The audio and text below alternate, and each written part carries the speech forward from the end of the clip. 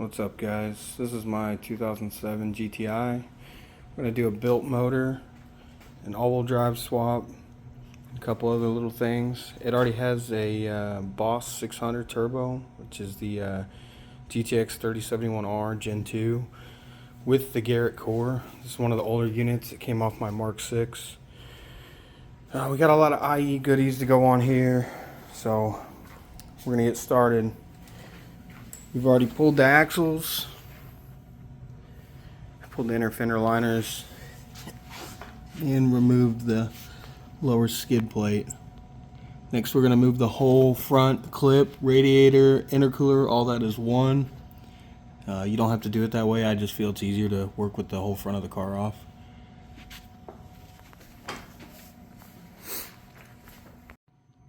Alright, so we went ahead and removed the front bumper. We moved this radiator core support with the radiator, intercooler, AC, condenser, headlights and all that stuff still intact. I like to put a bucket down. That way when you pull the bolts, it has something to set on so it doesn't immediately fall to the ground. Makes it a lot easier. It's not super heavy. It's a little awkward, so having it be able to set on something once you get everything unbolted makes life so much easier. Next up, we're going to undo all the wiring, leave it attached to the car, but remove the harness from the engine, transmission, and then we're going to pull the downpipe and pull the engine and transmission out. Alright, so now we got the engine out. We're going to change the front sway bar because the front all-wheel drive sway bar is different from the front wheel drive sway bar. So disconnect your end links, both sides, lower the subframe down.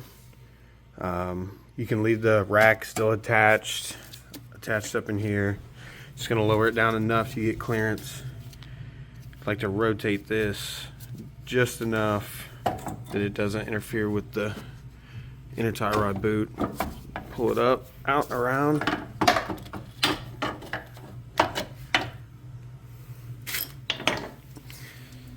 You can see we're out.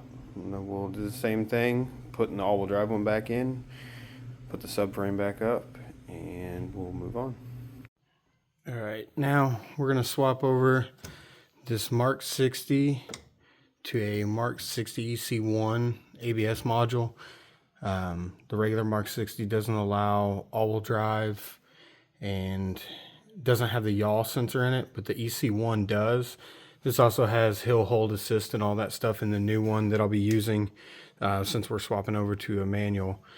We just got to code it all in. So you'll need the bracket, the ABS module. You'll need both front brake lines, this one and this one. You have to remove all the plastic from here.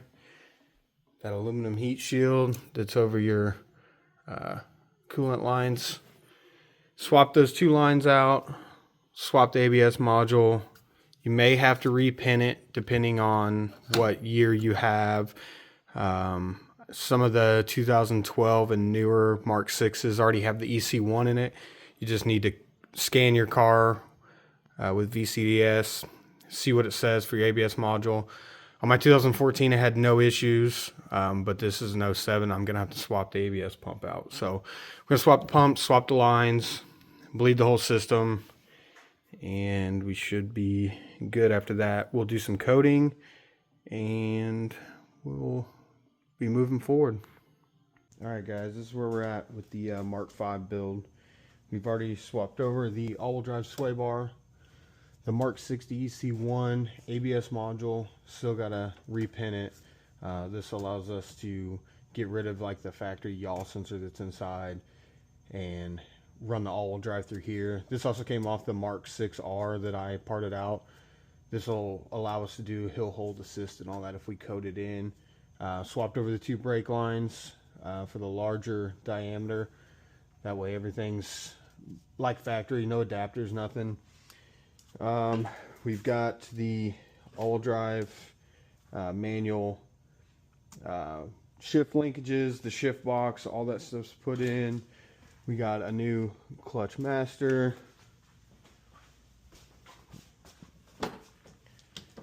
We've got the Cooler Works shifter installed, the manual brake pedal, of course, clutch pedal. Still need to finish up the reinstallation, everything once we get the shift cables and everything, the lockouts all set up. We've got the engine together. It's all built now. Bottom end's built. Top end has Golf R cams. It also has the IE valve springs. We got IE rods, IE intake manifold, 1000cc port injection. Just waiting on the IE rail. We'll also have the IE cam gear. Right now we're going to keep running the Boss 600 unless we end up coming across the Nortec setup. I have a G3770 coming, so might be able to work something out with that where we go to a tubular manifold, but right now we're just going to finish cleaning up this, put the Clutchmaster's twin disc on, the all-wheel drive transmission and bevel box. We'll put everything in, and then we will start buttoning the car back up. We still have to cut the trunk out in the back, weld all that up, but for now I'm just going to get the motor, gearbox, and everything back in so that I can set the drive shaft in there and mark where the drive shaft mounts need to be before I weld those in. And then we should be looking pretty good. Alright, so engine's back in, swapped over to the Mark 6R all-wheel drive transmission from Dsg to manual. We got the IE cam gear in, the IE fuel rail. Of course, we've already got the IE intake manifold, IE rods, the valve springs, the valve cover, catch can, cold air intake. It's got the CTS Boss 600, which is the GTX 3071R Gen 2. We got 034 Motorsports, solid bushings for the shifter assembly, Diesel Geek short throw shifter, Clutchmaster's 725 twin disc and their hydraulic throwout bearing with the bleeder assembly. Got the 034 billet mounts with the heavier duty bushings. I think these are the race bushings, so kind of excited to see how those are going to feel with a manual and the balance shafts deleted, because we put that VIS balance shaft delete freewheel on. So hopefully with the fluid damper that we also put on, it helps alleviate some of the vibration, since this is kind of my daily beater. It's usually what I drive back and forth to the airport. But we got the shifter adjusted. Need to finish up the wiring. Got to add one sensor here, the hall sensor on the Clutchmaster, wire all that in, and then we should be good to at least try to start it, see if it works like OEM, and then code in the brakes, and then start working on the back, cutting it out and adding the rear Haldex and subframe, gas tank, and drive shaft mounts, and we'll have us all-wheel drive Mark 5 Turbo Golf.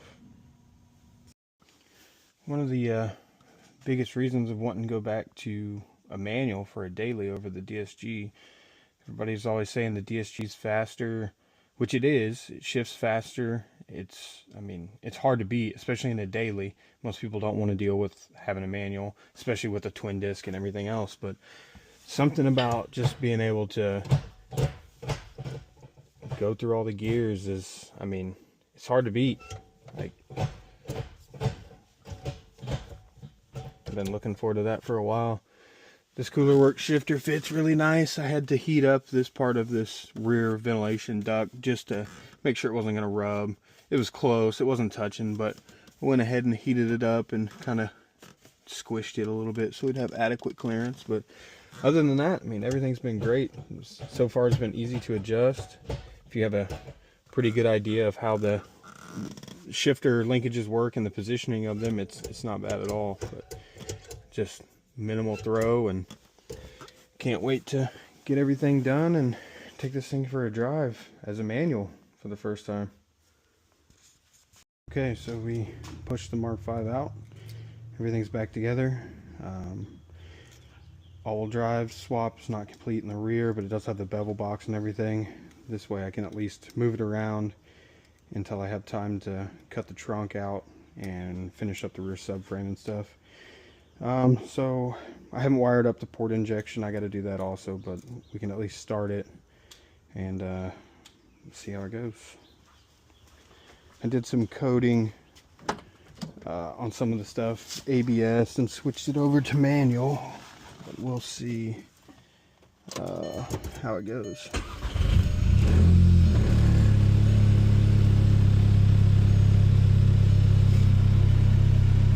Definitely got some vibration.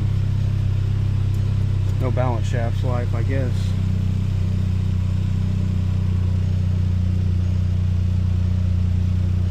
Some E40 in it. We'll let it warm up, check the fluids, and then take it for a drive.